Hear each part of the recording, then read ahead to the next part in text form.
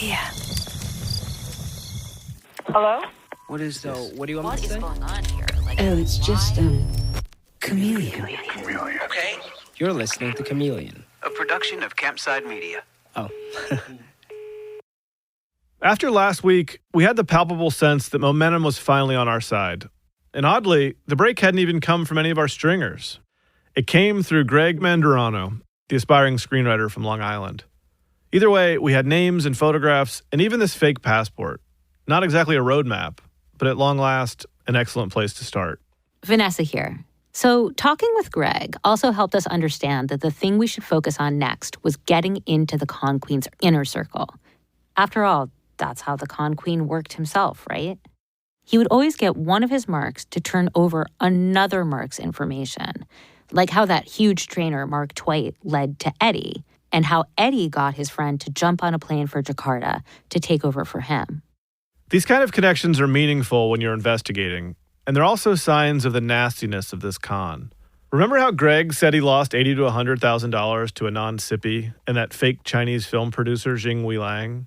A lot of that had to do with Greg's family. My dad had recently sold his medical practice, or it might have been just before he sold the practice and he sold half of it because there was a building next door and that was just storage, and he sold that building first. So there was like money available. And so my parents were fronting the bill. So he knew that in order to keep it going, he had to ingratiate himself into my family. Well, that makes a lot more sense. When Greg says he's out six figures, it's actually his family that's out six figures. It was his dad's money. My parents kept shelling out more and more money, and they were never being reimbursed. Whenever we were in Indonesia, she would stay on the phone with my mom for hours. And it got to the point over the course of months where my mom was fed up with dealing with her all the time. She was relentless and was very, very, very talkative. So my sister, Mickey, at the time she was a vice president at Goldman Sachs. So she had experience dealing with companies, especially international companies, a strong sense of business acumen. She took over the interactions. The Con Queen, playing the bad cop Hui Lang character, had Greg's family running scared. At times, she'd say she couldn't get in touch with Greg. She'd call Greg's family and say he had to call her right away or she'd fire Greg and his writing partner right there in Indonesia when they were supposedly scouting locations for his movie that she said she was going to make. This one time, we're slated with going to a volcano. At our hotel, we go to sleep at like 11 p.m., and then we're up at 3 a.m., getting into the car, driving 5 hours to the campsite. From there, we leave our regular car and get into the Jeep with the local tour guides, and it's a whole thing. 6, 7, 8 hours later, when we get back, and I turn my phone on, I have all these missed texts from my family yelling at us that we're screwing it up. Hui Lang was exerting control by giving the impression that the project could be dropped at any time to my family so that my family would keep us under their thumbs since they were paying for it. So she was indirectly applying control to us through lying to them. It was manipulative. We didn't think that it was a con. We thought it was a manipulative business tactic that they were using to keep the talent in check. Of course, we're not going to have the ability to communicate with her when we're in a desert driving around in a Jeep going to a volcano where there's no cell phone service. But not only that, it was on our itinerary. She knew what we were doing at all times. This is Chameleon, the story of the Hollywood Con Queen. I'm Josh Dean. Chapter 9, Inside the Walls. After yet another disturbing twist in the Con Queen's psychological warfare campaign, this time straining Greg's relationship with his family, we're going to flip the script a little and peel back some of the Con Queen's defenses by busting into his network of family and friends. The photos and fake names we got from Greg were exactly the break we'd been hoping to stumble into. The first thing we did was send everything to Ben Decker, our digital investigator. And it wasn't long after that, like maybe a day, that I heard back from him. And the first thing he found? Another picture. one that might reveal the true identity of the driver. Ben sent over an email with 2 photos. One I knew very well. It was a close-up of the driver's face, the guy who picked up and chauffeured every victim in Jakarta.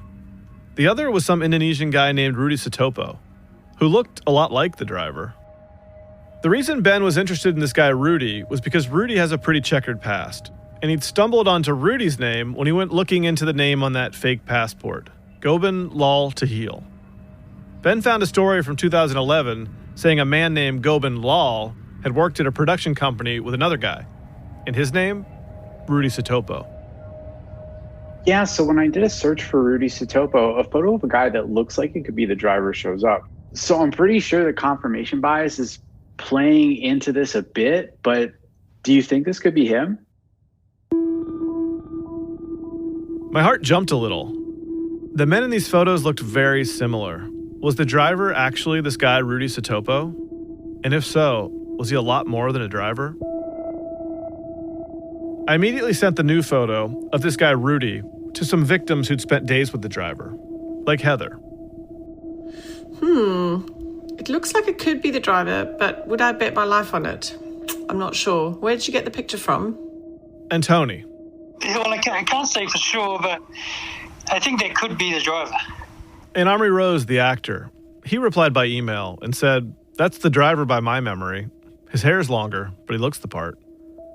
If he was this guy, Rudy Sutopo, that would change our entire understanding of the con. Because Rudy Sutopo isn't some nobody. He has a rich history, which we'll get to in a few minutes. And Ben now knew that Rudy and Gobind Lal, the name on that fake passport we got from Greg, had been partners back in 2011. He'd found it in some niche online trade magazine called Television Asia Plus. Okay, so this article says that Rudy and Gobind have acquired rights to what they call the first ever miniseries to reach Indonesian TV. Of course, the 2 of them are scripting it. It's called The Black Widow, and it's going to chronicle the life of this dangerous woman in different guises. We have heard that before. So it's put this way in the article. It will be pictured through an imaginational lens of visual and makeup artists from Indonesia and Hollywood. In other words, the Black Widow is going to be a chameleon herself. I mean, holy shit. It basically sounds like our scammer with some partner is announcing the premise of the Hollywood con queen scam in a trade magazine in 2011.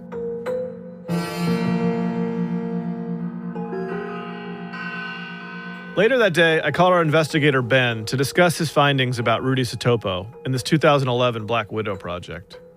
That, as far as historical records of the internet are concerned, is actually the only time the alleged name of the scammer and the driver by a different name are actually linked together to an entertainment project where they are both described as illustrators and storytellers, which very much matches up to the modus operandi of the countless scams and fake films that have been used to target victims all over the world.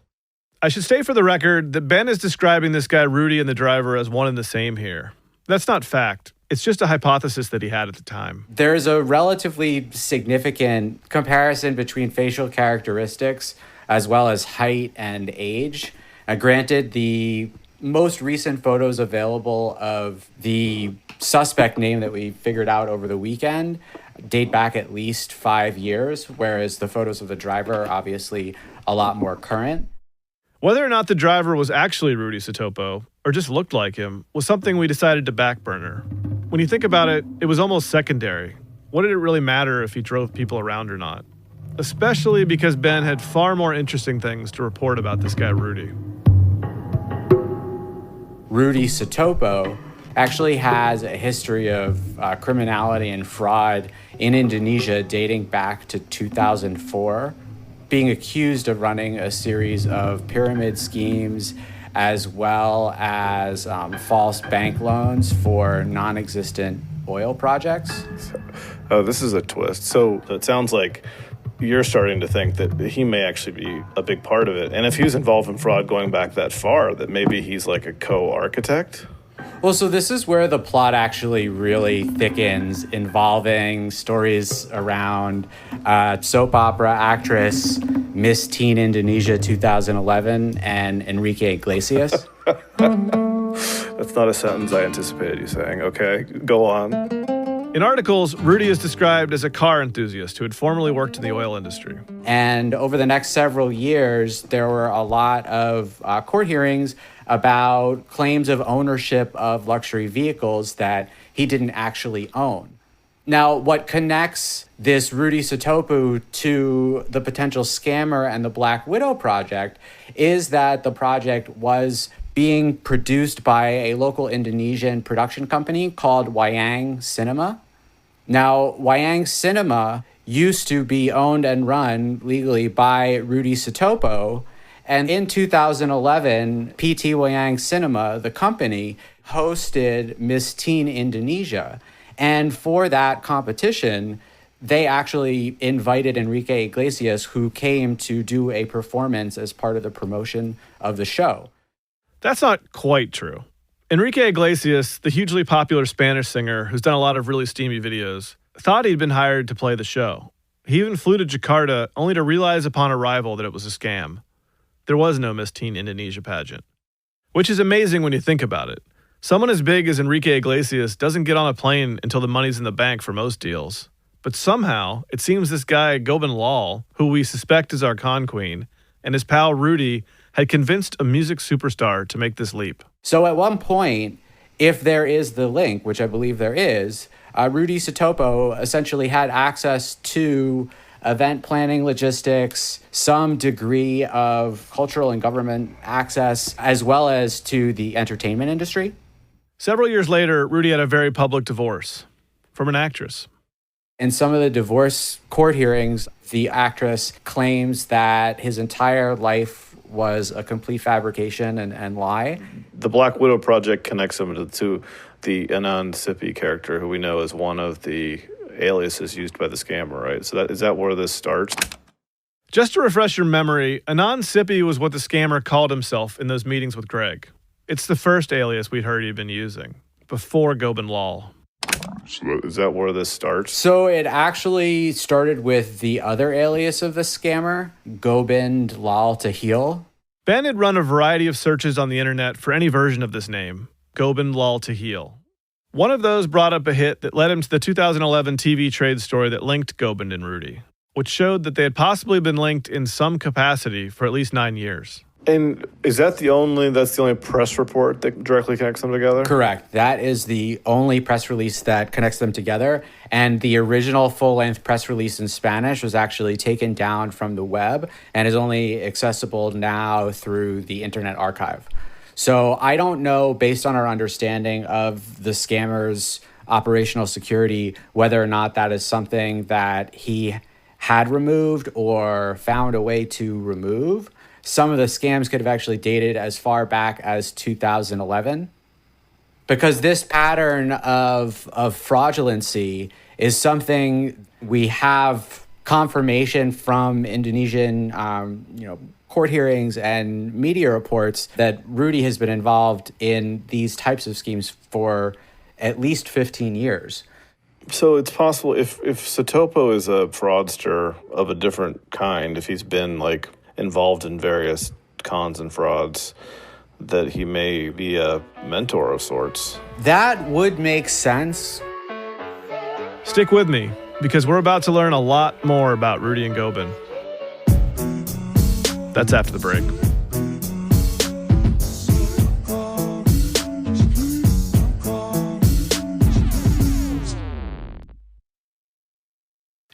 You're listening to Chameleon from Campside Media.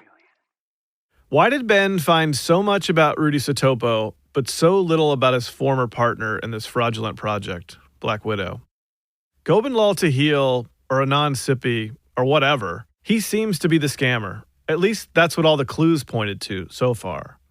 But we had only a few photos of his face, plus some aliases.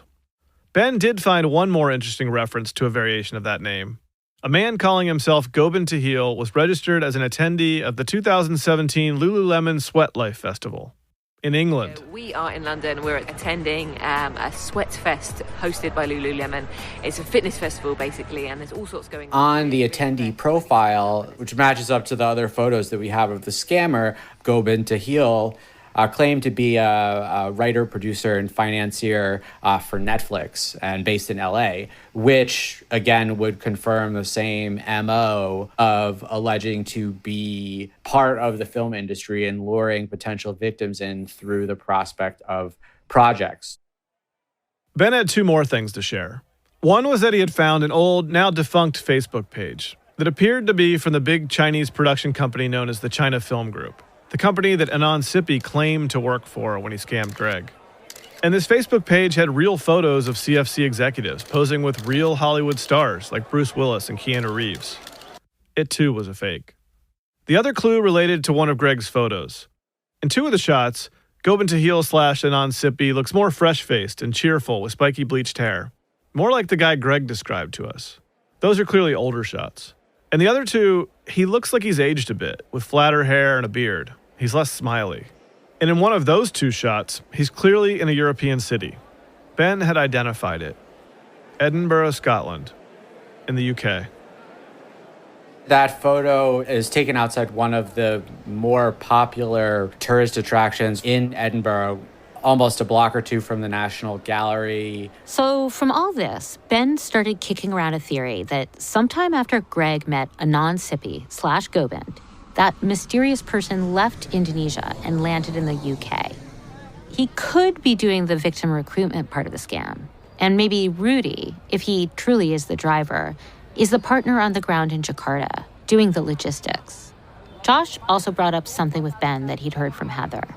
The recording she made in the cab of the driver talking on his cell phone. She had actually seen the number on that phone.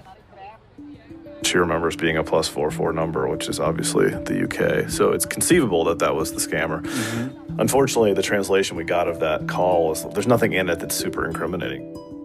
Josh also told Ben what Greg had told us about the Con Queen. You know, he said to me, like, if that guy was a real producer, he'd actually be a good one. You know, that he actually was improving my work product, which made me think, you know, either the guy has worked in the business or is, you know, obsessed with it and has studied it a lot. I mean, clearly a highly educated person. The thing I keep puzzling over is, like, where does this skill set get created? You're talking about someone who's, like, incredibly savvy digitally in terms of operational security and ability to use widely available tools to disguise your identity and set up fake accounts, but then also the ability to impersonate men and women using a variety of accents and to write screenplays and treatments. I mean, it's such a unique skill set that I just, like, where did this person come from? That's what I can't figure out. Like, what is obviously that's the answer we're looking for. Like, what's the backstory of this human? Yeah, it's hard, and I think there's a lot more to be understood. Was this something that he might have been barred from or could not enter or access or did not have significant luck in and decided to move on? Was he approached by Rudy Topo, who has a history of building pretty ornate and expensive frauds and scams? Or could it be something else?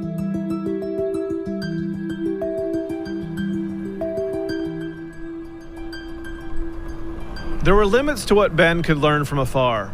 Clearly, it was time for us to get closer by using sources on the ground in Jakarta. So we got in touch with the writer for Vice magazine we mentioned hiring last week. His name's Bintang Lestada. He's 26 and he knows a ton about Indonesian youth culture. Bintang helped us understand the film community in Jakarta better. And importantly, he also helped us get in touch with Rudy's ex-wife, that actress. We're calling her Syefa because she asked us to use a pseudonym. Bintang arranged a Zoom meeting so that Vanessa and I could talk to Syefa. Can you hear us? Yes, I can hear you guys.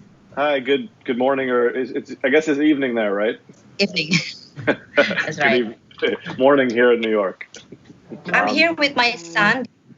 He'll sit beside me. He'll become my translator. Syefa is quite well known in Indonesia. Of course, that didn't mean she'd be easy to reach, but Bintang had sent her a message on WhatsApp explaining that we were working on a story about her ex-husband and wanted to ask some questions. Are you worried about Rudy at all? No, not at all. Okay. It turned out that while we had wanted to talk to Syefa about Rudy, she wanted to talk to us about Gobind. When we asked her about this Gobind Lal from P.T. Wayang's cinema, she recalled him well. Gobind is my friend, she said. He works for HBO in London now. She saw Gobind as a great storyteller and a loyal person. To hear her describe him, he sounded like a puppy dog who was always turning to her for affection and affirmation. He's a very good guy. He's a very sensitive guy. I mean, I don't have any problems with him. We then quickly outlined the scams we think he's involved in, and she was honestly shocked to hear even the short version of Gobind's story from Bintang, that he was, we thought, the architect of this incredible scam. Oh my God, how he do that? I mean, I'm that's confused me. I mean, he just went there back in 2013.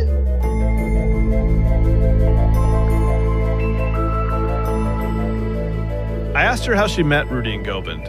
Her son stepped in to answer for her.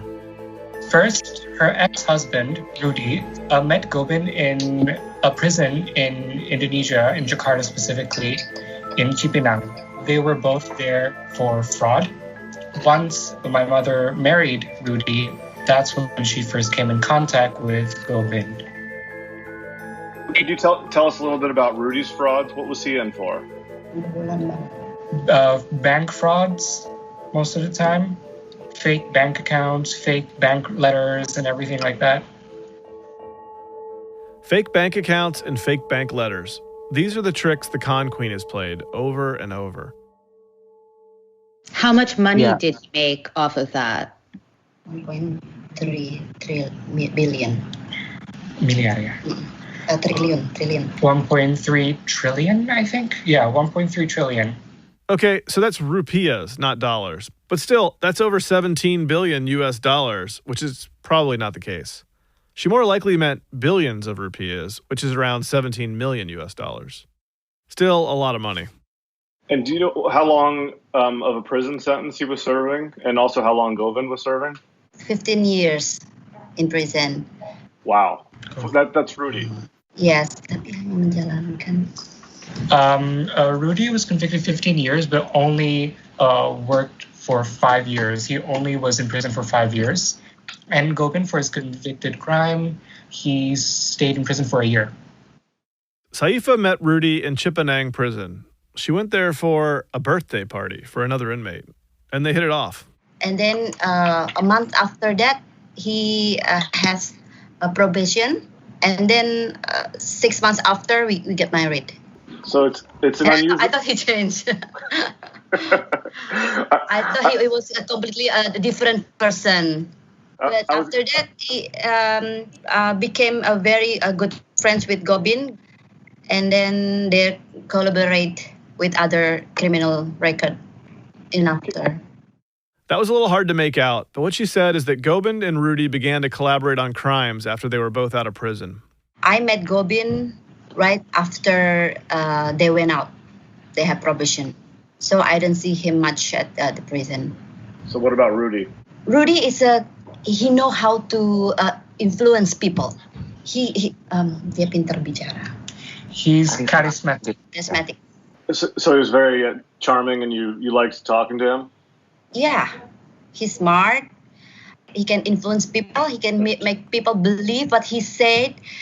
He's so confident the way he talk, and people could believe him in 1 second. That kind of fraud.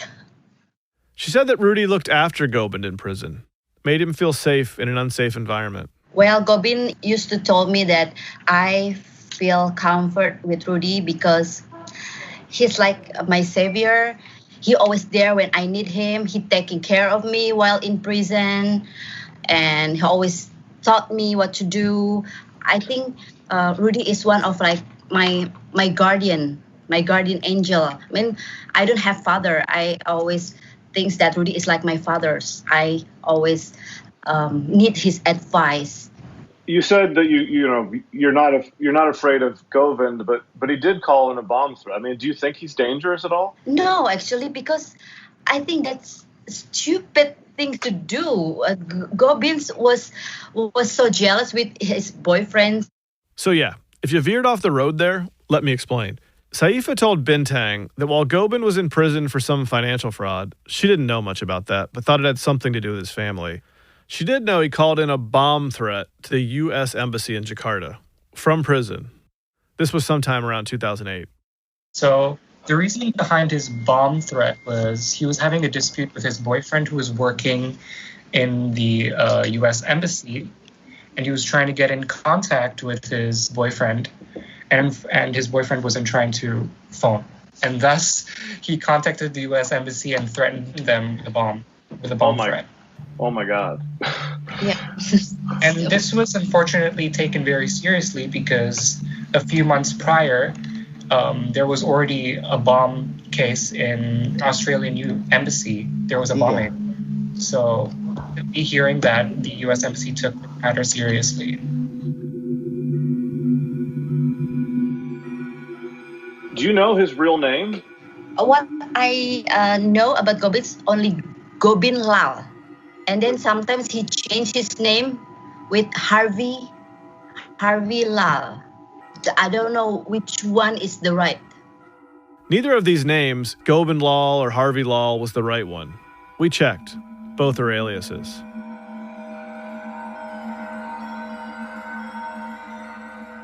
As the conversation went on, it became clear that Gobind, as well as Syefa seemed to know him, was still a bit of a cipher, even to this woman who'd been friends with him for years. I've heard that he's graduate from art school in New York. That's what I've heard. Yes, one of the best art student, theater student in US. That's what I've heard. Do you know if he studied acting or? Yeah. Well, he turned out to be a very good actor. Yes. It was clear to Vanessa and I that Syefa was struggling to reconcile her feelings about Gobind as a kind person with the stories she'd just heard of this diabolical scammer. My mother's first impression of him was a generally intelligent but also very sweet person. How has that impression changed over time? Karena banyak korban. He's already told my mother multiple times that he's changing and that he's changed. But in reality, that was not true. So, in a sense, very disappointed and ashamed as well for him. Just to be sure we were talking about the same person, I uploaded the photos Greg sent us into the chat. So I just put those pictures in the chat, and that's definitely him, correct? Yes, that's him. The last time you saw him, did he look more like the top photo or the bottom photo? The last time is the bottom. With the beard? Now he's more skinnier and have a six-pack. Back then, he's fat. Really? Yeah. Syefa had some advice for me. If you want to go contact him in Instagram, make sure that you have a very good boys look photo to make him accept you. Okay, with a six-pack. Okay. I don't exactly have a six-pack, but I'll find a photo of someone who does. Actually, I still contact him because we're like a best friend, like a brothers and sisters. And I told him that, I never thought that you're my brother, but I always thought that you're my sister. Like that. He was usually contact me almost every day sometimes, and talking about what he did in UK, and he's become a food creator and food food critic, and he's making a vlog, that he wants to make me proud. This is the story Gobind was selling to Syefa. He worked at HBO and was also a food critic. He had, she said, a large social presence. He was an influencer. And I said, okay, you changed a lot. You changed by the time that you're in another country, and it's good for you. But then when I heard from Bintang that he's still doing the fraud things, I'm so shocked. It's so disappointing. Yeah, he's been doing it now for 5 years. Yeah, I feel like he lied. He lied to me. So that is Gobind in our picture, but Syefa has no idea who the other guy is, the driver. One thing's for sure, it's not Rudy. They do look similar, but she would certainly recognize her ex-husband. More after the break.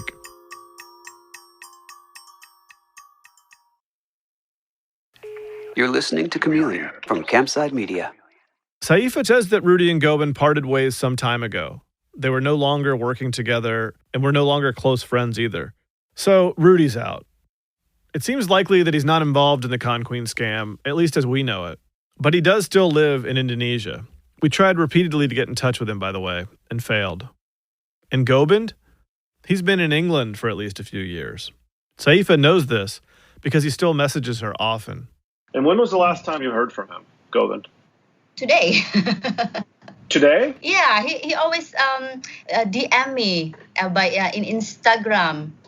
Always say hi, how you doing? You know, almost like every day. We had no idea how close we were. It was literally 1 degree of separation at this point. But prior to hearing from Bintang, Syefa had never heard about the Con Queen scam or Gobind's possible role in it. This allegedly close friend seemed to lie to her a lot. He even told her he'd recently spent time in the hospital, on a respirator, with COVID. I laid out the extent of the con for her. Gobind has been pulling the fraud with the fake movies and the fake TV shows and the fake art shows. I mean, we think 6 or 7 years now and hundreds of victims, maybe 1,000 victims. Do you think is he capable of doing that alone, or do you think Rudy is a part of it? Dia sendiri dia bisa menjadi orang yang banyak dengan suara yang berbeda. My mother believes that it's possible that he's acting alone because he can pretend to be a lot of people as well. Right. He pretends to be men and women. He does American accents. He does British accents. He does Chinese accents. He does Singapore accents. Did you hear him do that? Yes, I've heard that he became a woman to call management artists back then in U.S. when eyewitnesses he called Enrique's manager. And he became a woman, you know. Apparently, Gobind used his convincing female voice when he pulled that miracle and got Enrique Iglesias to fly to Jakarta for the Miss Teen Indonesia scam in 2011. Which means he's been using vocal impersonations successfully in his scams for almost a decade. And his favorite medium is the phone. Whenever he contacts anyone, it's usually mostly from phone. Mm-hmm. And email. In the scam that we've been following, he's also very good at, he seems to write fake movie scripts, and he makes like documents, like movie treatments with like graphic design. I mean, is he also talented creatively as a writer and a designer? He's very genius. He doing by himself. Nobody's help him.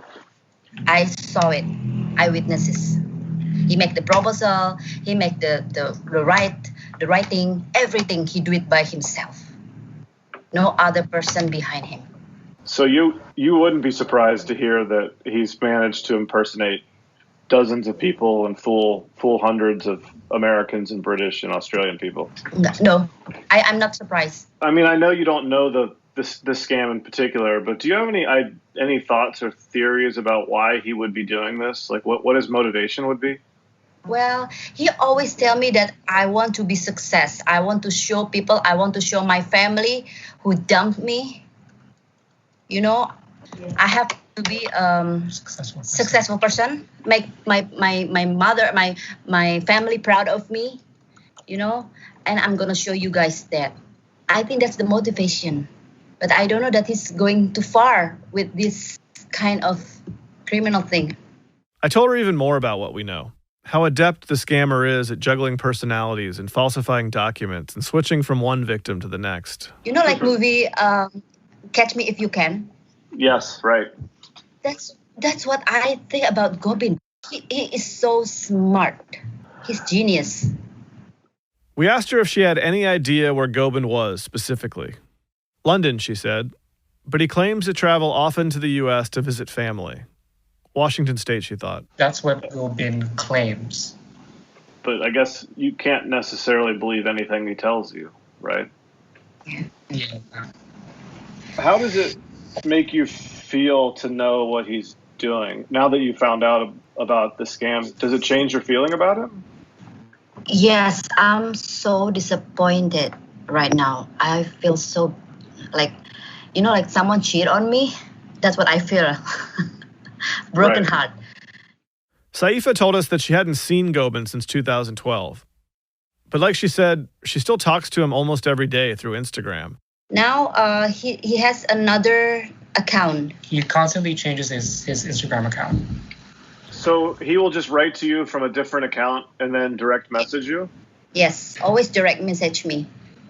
And he's friendly and just acts as if everything's normal. So you would have no indication that he's been up to trouble? Yeah, it's just basic messages like a friend would give to a friend about whatever they're seeing in Instagram.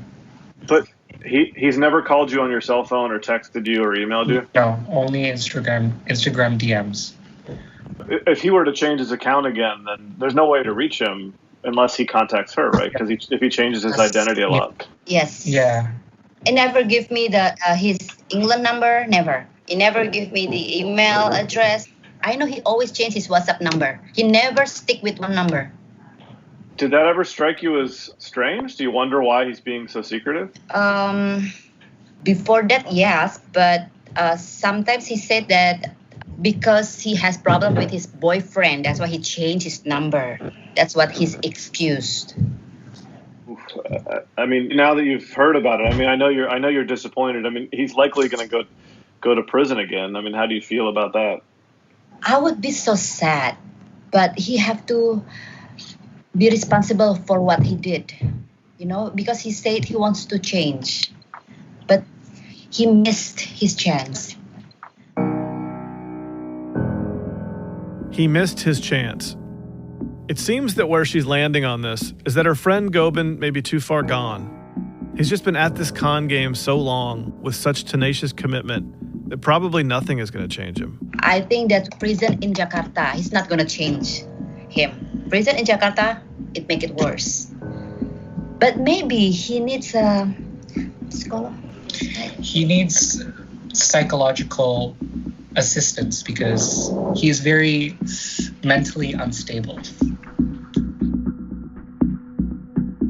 As good as we felt after the Greg conversation, following this talk with Syefa, we were twice as high. We were so close. All we lacked at this point was the suspected con queen's true identity. Then Bintang came through again. The bomb threat turned out to be the key. Immediately after this talk, I asked Bintang to go back and look for news stories from around 2008.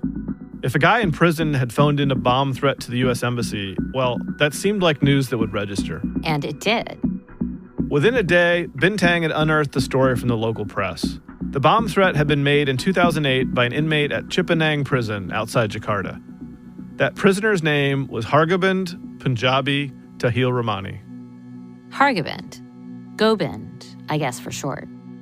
Finally, a real name. The reporter went to visit that prison around Christmas in 2010, and his story revealed that Gobind put on an American accent when they spoke. Then, in the middle of the interview, Gobind apparently decided to pull a prank, so he switched over to an Iranian accent. And he claimed that was the accent he used when he first called in the bomb threat. He was laughing about it, and he said he told them that the bomb was going to explode in 72 hours.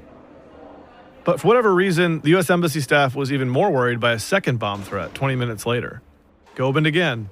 This time, he was threatening to bomb the Pentagon and the FBI building in the U.S. He told the reporter that he spoke in a Russian accent for that one. Gobind admitted that he knew these threats scared the staff, but he sure wasn't sounding regretful. He just giggled about the fact that he was able to sound like an Iranian and a Russian. Here's the kicker, straight from the story. Satisfied by his own prank toward the U.S. Embassy, he then fell asleep. He didn't even consider the risks of his impulsive prank. Gobind also told the reporter that he did this prank, quote, just to release anger toward my family.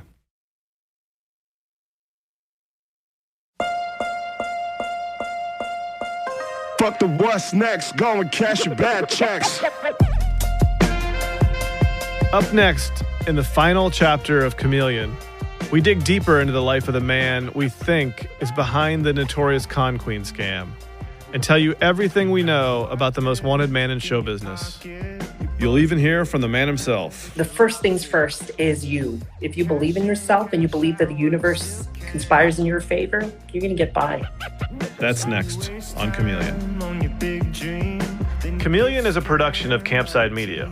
It's developed, created, and written by Vanessa Grigoriadis and me, Josh Dean.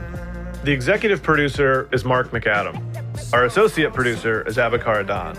Fact-checking by Callie Hitchcock. Editorial support by Doug Slaywin, Natalia Winkleman, Rod Sherwood, and Ashley Ann Craigbaum. Additional reporting in Jakarta by Devianti Farids, Bintang Listada, and Tony's Guys. Our technical consultant is Ben Decker of Memetica. Our theme song is Bad Checks by Houses. Sound design and additional music by Mark McAdam. Our consulting producers are Andy Horwitz at Atlas Entertainment and Charles Mastro Pietro at Circle of Confusion. The executive producers at Campside Media are me, Josh Dean, Vanessa Grigoriadis, Adam Hoff, and Matt Scher. If you enjoyed Chameleon, please rate and review the show on Apple Podcasts. It helps other listeners like you find the show. And make sure to subscribe to the show on Apple, Spotify, or wherever you get your podcasts. And if you have any information about the Con Queen scam or were a victim and would like to share your story, please call 203-807-4453. You can also email us at chameleonpod@gmail.com. Thanks for listening. We'll see you next week.